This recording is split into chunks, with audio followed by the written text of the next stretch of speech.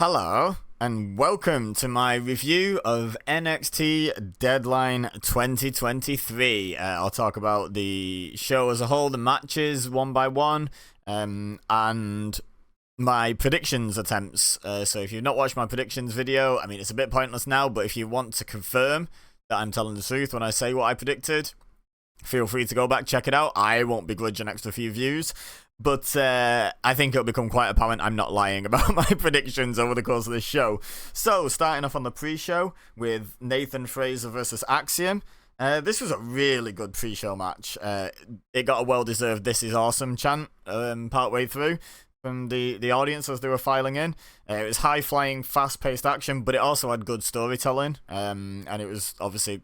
The big story was really Frazer's slow burn heel turn that's apparently happening, as I found out by watching this match.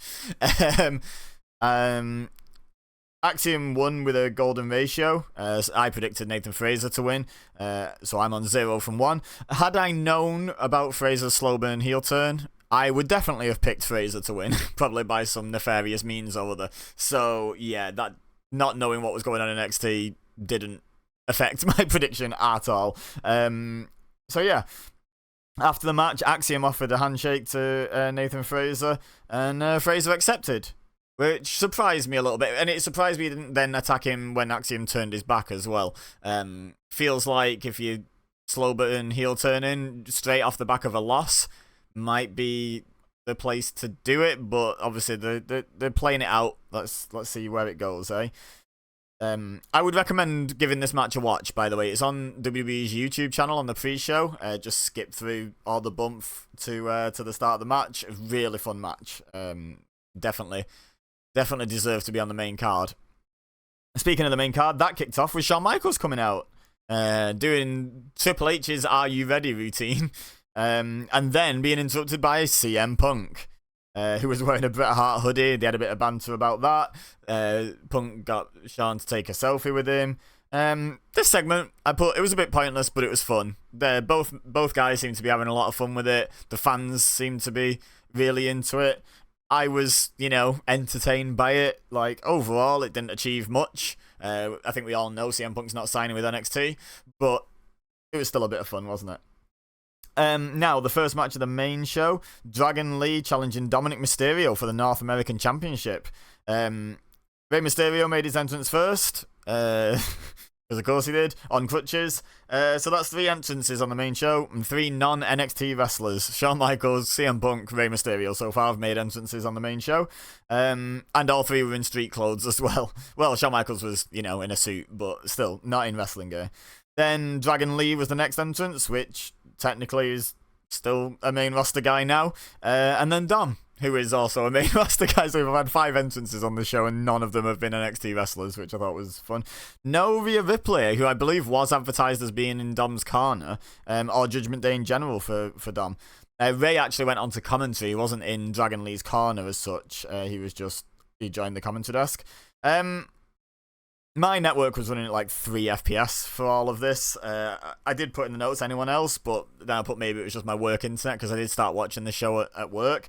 And yeah, sure enough, when I got home and watched the rest of the show, it was fine, so never mind. Unless it was genuinely just like this opening match or so. Let me know if you had any issues with it being really laggy on the network. I put this was a good enough match. I struggled to enjoy it in 3 FPS, obviously, as much as I could. And I don't think it was like, I don't think it was as good as the pre-show match, for example. I think it was a fine match. There was nothing bad about it as such. It was good. It just wasn't spectacular. Dragon Lee won with a Destino, whatever he calls the Destino, and got the pin. I was sure Dominic Mysterio was retaining here, so I go 0 from 2. On my predictions, 0 right from 2 matches.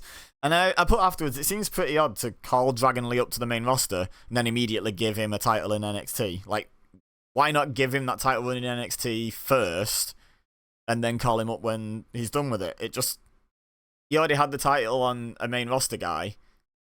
I don't see why you move him up to then move him back down immediately. It seems strange. And then I put his Ray staying on commentary all night because he didn't seem to be going anywhere. He made a point of not getting up as such. He stood up, to celebrate with Dragon Lee, but he made a point of keeping his headset on. Well, he said follow Aratsa about 50 times, and then sat back down. So I was like, oh, he's really just staying on commentary all night, which I wasn't really looking forward to, because talking isn't very strong suit, to be perfectly honest, and he's not an experienced commentator. I wasn't that into his commentary during the match, so I wasn't really looking forward to that. But it turns out, nope, he'd gone by the next match, which was the Women's Iron Survivor Challenge match.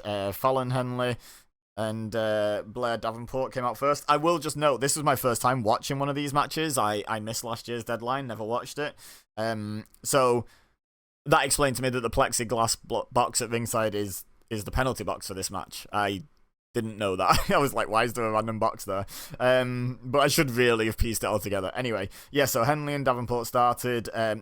You know, they did some wrestling. And then Tiffy Stratz came in third. Davenport and Stratton double-teamed Henley until Stratton turned on Davenport, which, it tickles me that, because, like, teaming up, especially when there's, like, two of you teaming up, is so powerful. It always makes the one that turns on the other seem a bit dumb to me, because there's so much of the match left, and you could really wear down one of your opponents massively.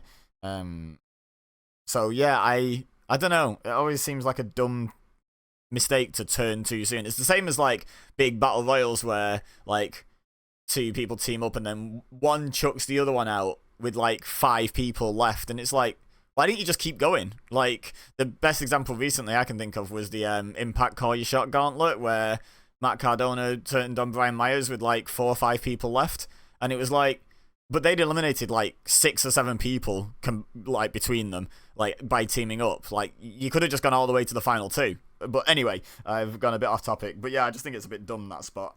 There was a really nice... She did a really nice move, Tiffany Stratton. I've not seen loads of her, so I don't know if she normally does this, but she did, like, an aerial, which is a no-handed cartwheel. But on the way through, kind of scooped up Henley. It was wild. Like, I really don't know how it worked in terms of physics, but she scooped her up into, like, an Alabama slam. But then Davenport chucked Stratton out of the ring and got the pin on Henley to score the first point of the match.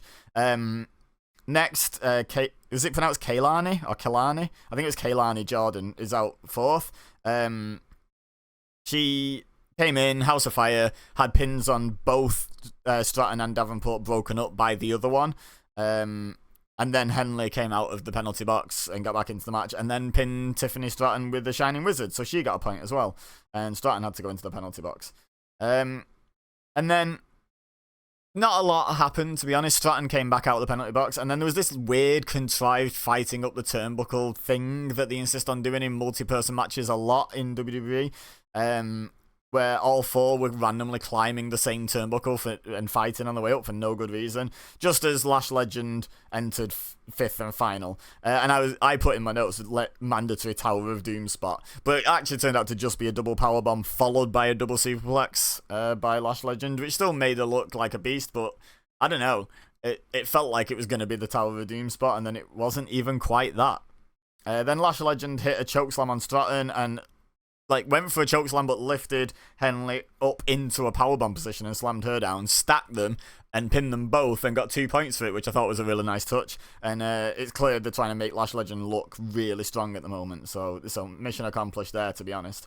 And then I did make a note, which was Fallon Henley and Tiffany Stratton both went to the penalty box together, and I put, if they hate each other so much, why aren't they fighting in the penalty box? They were just both just chilling in there. I was like, much was being made about how much these two hated each other and whether it would distract them from trying to win the match in the end. And yet, when they're in the penalty box, they can make the wise decision to just sit in a corner each and like, recover. And it's like, well, they don't hate each other that much then, do they? They've been locked in a little, like, a tiny cube, and they're not even fighting each other in there. Anyway, then Metaphor, who obviously are associated with Lash Legend, came out and blocked the penalty box door to try and stop Henley and Stratton coming out when the timer counted it down. Stratton tried to climb out first, and I think Henley stopped her. Then Henley climbed up on top, and then Stratton pushed her off through the announce table, which was a cool spot. Then Stratton got up on top of the box and hit a swanton onto the other wrestlers and Metaphor on the outside, which I thought looked really good. Fair play. fast forward a little bit, I think. Lash Legend caught Kaylani Jordan from a Hurricane Rana and then used her as a weapon to hit Tiffany Stratton and Blair Davenport. But then Davenport, I can't remember exactly how they transitioned. I feel like I've skipped a little detail here. But pinned Leilani Jordan with a double stomp to her back. If you can remember how they transitioned through that, let me know in the comments. But yeah, so Blair Davenport gets another point on the board. And there's a bit of back and forth. Stratton hits the prettiest moonsault ever on Lash Legend and pins her. It looks really good, by the way, that prettiest moonsault ever, like really good. And then Davenport pinned Henley with a PK, or it might have been a running knee. I think it was supposed to be a running knee. It looked like more like a penalty kick with 16 seconds left. So she got into the lead uniquely because her and Lash Legend were both on 2. And there was 16 seconds left, and then Legend came out of the penalty box, and then Blair Davenport literally ran the clock down. She ran away for 15 seconds. It was good actually, because like she was the only one Legend could really get her hands on, and Legend knew she had to get her fall quickly, and Blair Davenport knew she had to just not get pinned for 10 seconds, like, and she wins the match. So it was a cool finish. So Blair Davenport won, and if you remember, if you watched my prediction video, I was between Tiffany Stratton and Blair Davenport on who was going to win. I chose Tiffany Stratton, so I'm 0 from 3. Had I known about the whole real personal stuff, apparently, between Henley and Tiffany Stratton, I may have leaned more towards Blair Davenport, but shoulda, woulda, coulda, eh? Should have watched NXT. So, yeah. Then Blair Davenport cut a promo just saying, I'll see you at New Year's Evil, basically, to Lyra Valkyria, the champion, who then came out, just you know, I'd say onto the stage. There was no stage, but where the stage area usually is, just into the entranceway, basically. And then she was jumped from behind by Cora Jade, who picked up the title and looked at it. So making her intentions clear. And I believe that was her return after a few months away from what people were saying on the show. Next, we had a backstage segment with Trick Williams and Carmelo Hayes. Carmelo said he wants revenge on Lexis King for trying to frame him. So I believe Trick Williams got attacked, and people believed it was Carmelo Hayes, and Carmelo Hayes believes it was Lexis King, and then people think, okay, it might have been Lexis King, but Carmelo was still in on it. And then as Melo walked away, Trick was looking at him kind of sus, and I couldn't figure out if it was Trick being sus or Trick suspecting Carmelo of not being truthful. I couldn't quite figure out which way it was supposed to go. Anyway, that match was next. We had Lexis King, formerly Brian Pillman Jr., in case you're wondering who that is, against Carmelo Hayes. And I thought this was a good match. The women's match, by the way, was really good fun. Like, really good fun. Lots of well-booked spots. Yeah, no complaints at all. Maybe the best match of the night so far. I don't know, that pre-show match was really good. Like, I think I might lean slightly towards that. Anyway, Lexis King and Carmelo Hayes. This was a good match. This wasn't, for me, a contender for match of the night. They were more telling a story than trying to put on an absolute show stealer, in my opinion. King tried for a handshake a couple of times. The first time, Melo slapped his hand away. The second time, Melo was, like, getting up off the floor. So he took the handshake. Then gave King the middle finger with the other hand, and then pulled him into like quite a weak looking headbutt to the sternum. But it was still a fun spot because it teased, you know, Melo accepting, fine, you got me. But it was not to be. Melo ended up winning with the nothing but net, and I predicted Melo to win. At least I hope I did. I'm pretty sure I did. I've not actually checked my predictions video. I'm just going off memory, but I'm pretty sure I picked Melo. So that puts me 1 out of 4. Spectacular stuff. On predictions. After the match, as Carmelo's walking to the back, Lexis King grabs the microphone and claims, I didn't attack Trick Williams, but thanks for the PLE spotlight tonight. Like, you know, basically said he implied he did it, or even maybe outright said he did it just to get Carmelo Hayes to challenge him to a match so he could get on a PLE. So that was like his game plan, was just to get the spotlight, which I thought was a really fun little development. Like, yeah, I didn't do it, but cheers, you know, cheers for falling for it. And then Melo started like marching back to the ring, and then Lexis King's music hit, and Melo was like, oh, never mind, and walked to the back. It was like, I think Melo thought he was supposed to go and fight King again, but then they played the music and he took the cue that, oh, was I not? Okay. And went to the back. It was a bit weird and awkward because he walked with such purpose for like 5 steps, and then the music hit and he just stopped and walked to the back. Next we had a Cora Jade interview that I put in inverted commas, because every time the interviewer tried to ask her a question, she just interrupted and sort of guessed what the question was going to be. She's like, they talk about being NXT's resident mean girl, so she's just like bullying the interviewer a little bit with it. It was very simple but very effective heel work. I like this promo. Yeah, it was good. I approve. It was fun. Then we had another backstage segment with Trick Williams and Carmelo Hayes. They're back on the same page now, getting hyped up for Trick Williams being in the Iron Survivor Challenge. And I don't know if this was what I was supposed to read into it, but it looked a bit like Melo gave Trick Williams a sus look as he walked away to go out for his match. But I think he was just looking at his friend, like, as he walked away, just watching him out the door. I don't know. Maybe I read too much into it.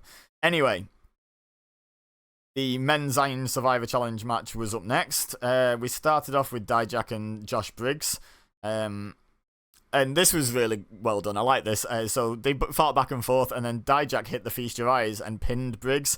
And it was literally like, as the 5-minute timer ticked over for Tyler Bate to come out third, which I thought was cool, to transition from one-on-one match to another.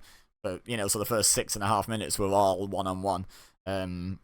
Then, basically, Briggs came out of the penalty box, kicked Dijak off Bate's shoulders, because I think he was doing the airplane spin at the time, threw Tyler Bate out the ring, hit like a clothesline from hell looking move, which they've been talking about JBL giving the seal of approval to Briggs, so maybe he started using the clothesline from hell because of that, and pinned Dijak. So only for a few seconds it was a triple threat, and it was back to one-on-one, so we had like 3 consecutive one-on-one matches. It was a cool way to start the match out.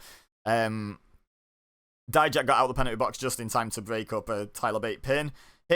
Tried to hit Feast Your Eyes, but Tyler Bate rolled him up and got a 3, and Dijak went straight back into the penalty box, like, within seconds. It tickled me, but it didn't really make Dijak look bad. You'd think it did, but it really didn't. It was just a fun little spot. And everyone had a point that had entered the match at this point. And then, as he got sent back to the penalty box, he was annoyed. So he clobbered Bate and knocked him out, and Bate fell on Briggs. The referee was busy with Dijak, turned around and counted a 2, and they made the point on commentary that if the referee had been paying attention to where Tyler Bate fell, that could have been a 3 by the time Briggs kicked out. It was a fun spot. Out next was Trick Williams. Tyler Bate went up top to try and dive out onto him as he came to the ring. He just sidestepped that. That was really fun. I like that. It was really good. And then he did when someone enters the Royal Rumble and they clean house for a bit, and they hit big moves on everyone. Yeah, he did that for a bit. This turned into a really good little 5-minute fatal 4-way.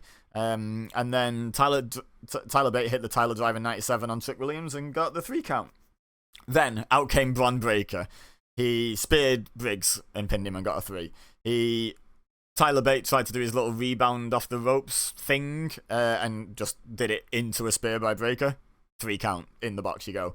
And this is pretty much to scale. This is pretty much real time. Then Dijak tried to hit a springboard, got caught out of the air with a spear for 3. And as Dijak was going into the box, Trick Williams was just coming out of the box. So that's how quick that was. It was all of those pins were within like 45 seconds. It was wild.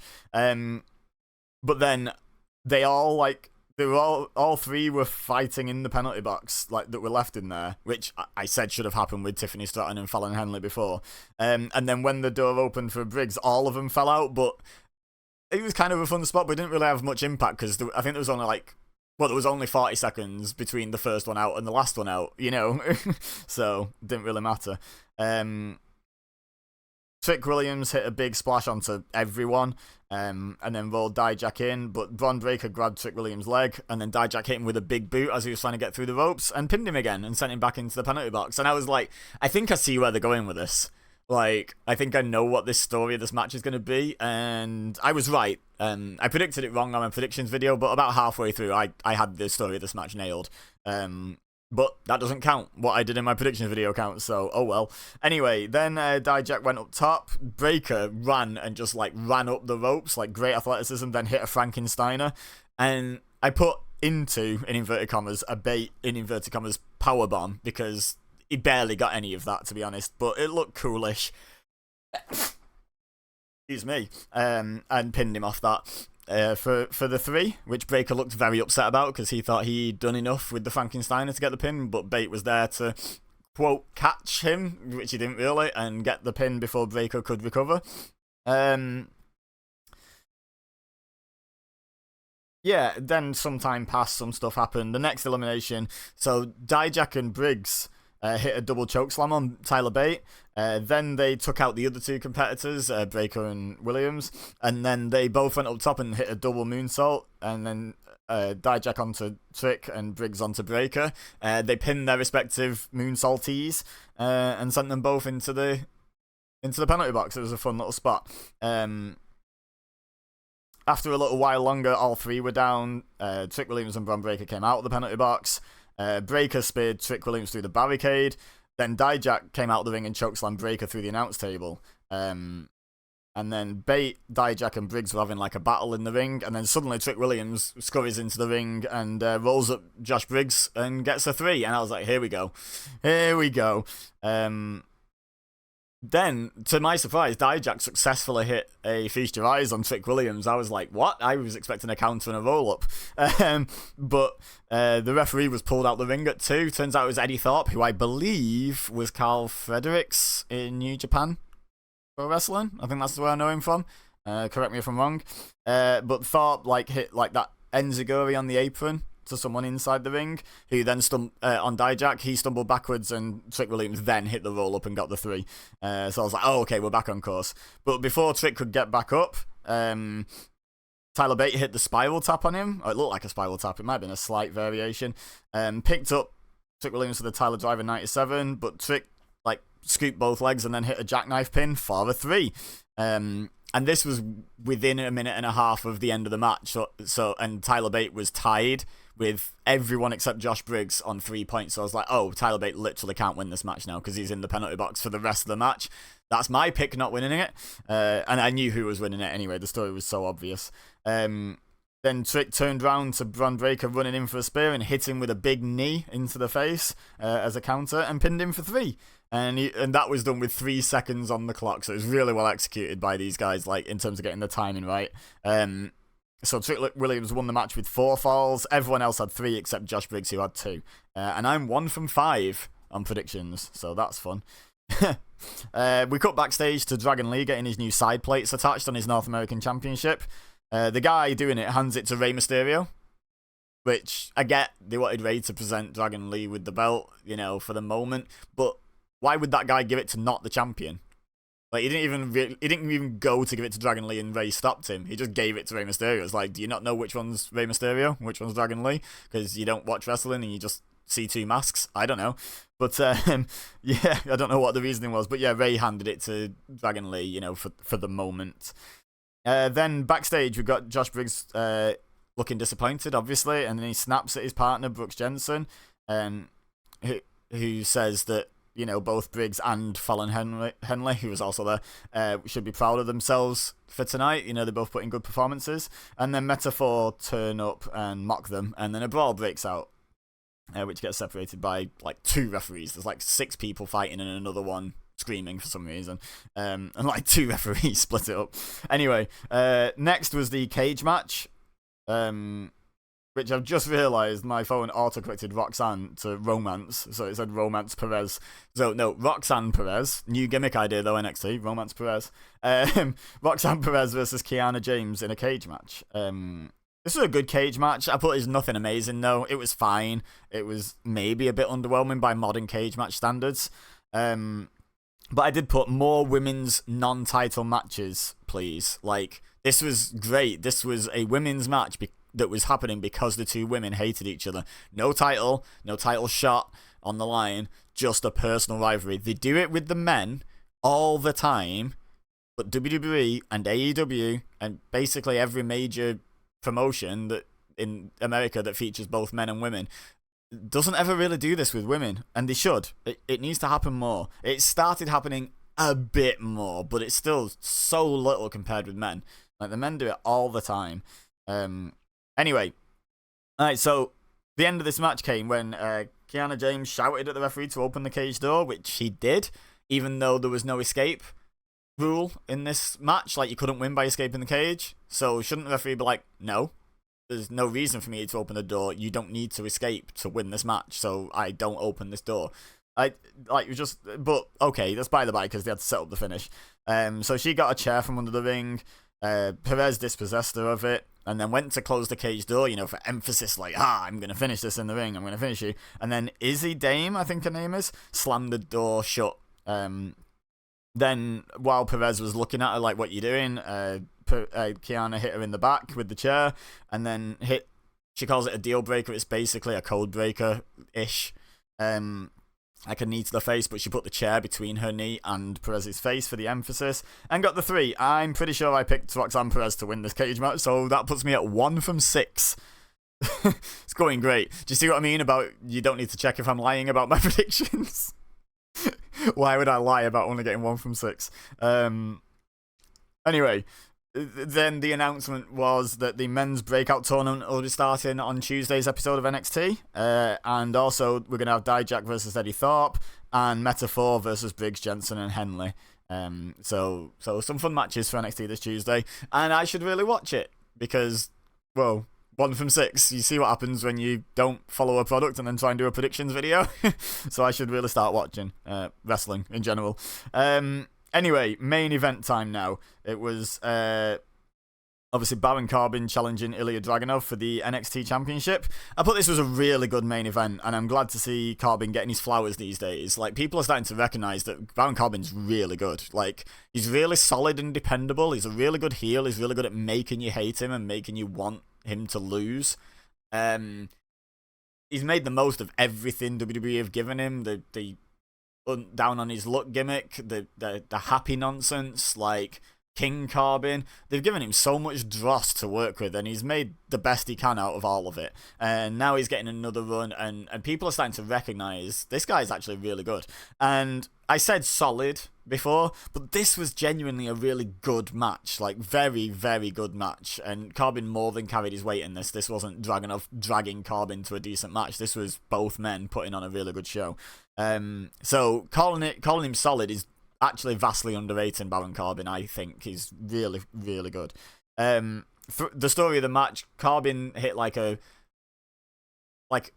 suplex where they drop him forwards instead of going over, the vertical suplex. He did that onto the announce table, and it didn't break, which was the idea as far as I can tell. It seemed to be the idea. He dropped him on the corner of it, and from that point on, Dragunov was selling his ribs like an absolute, just doing such a good job. I can't think of a good analogy, but there was parts where you started to believe maybe they messed up that spot and he cracked a rib. I don't know, but if they didn't, it was just tremendous selling.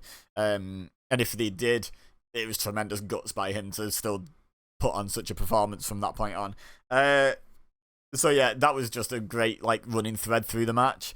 And then towards the end, he replicated his hug on Corbin. He'd already hit his forearm smash a few times that he does. Then he sort of picked up Corbin and hugged him in a seated, he sat over him like he was going to ground and pound, but he just picked him up and hugged him, which was a callback to Tuesday when he hugged him and it really confused Corbin.